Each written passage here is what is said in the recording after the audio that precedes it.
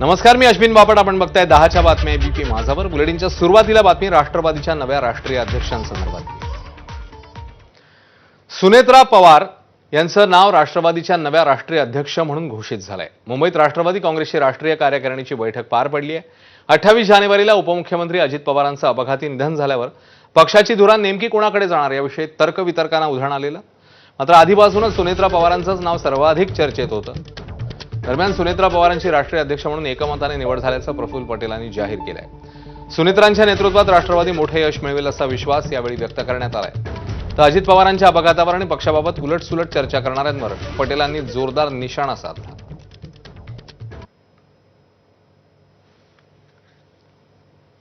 एकदा हात वर करून सुद्धा या आपल्या सुनेत्रा वहिनी अजितदादा पवार यांचा राष्ट्रीय अध्यक्ष म्हणून आपला सगळ्यांचा पाठिंबा आहे.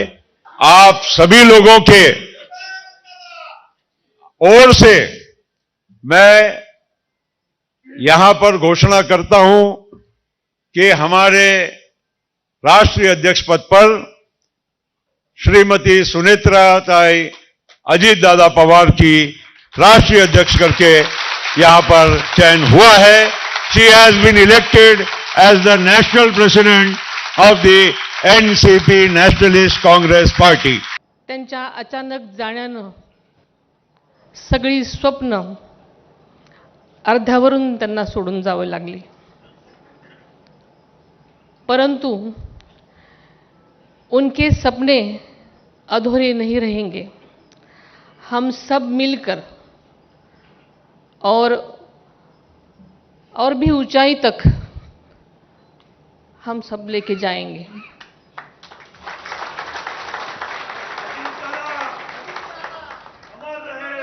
आदरणीय दादा आज आपल्यात नाहीत हे अजूनही मन मानायला तयार नाही. हा घात प्रचंड आहे. तर प्रफुल्ल पटेल यांनी राज्यसभेकरता पार्थ पवार यांच्या नावाची घोषणा केली आहे.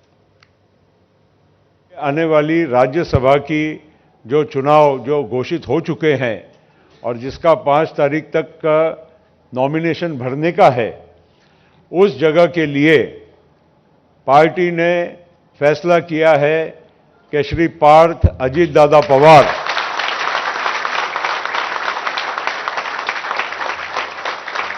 ये हमारे पार्टी के उम्मीदवार रहेंगे.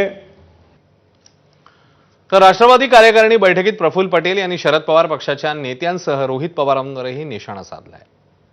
ज्यांच्या काही घेणं नाही देणं नाही आपला पक्षाची, ते लोक आमच्या पक्षामध्ये आम्ही कसं चालवावं, आम्ही काय करावं, कोणत्या दिशेने जावं याच्या आम्हाला उपदेश देत होते.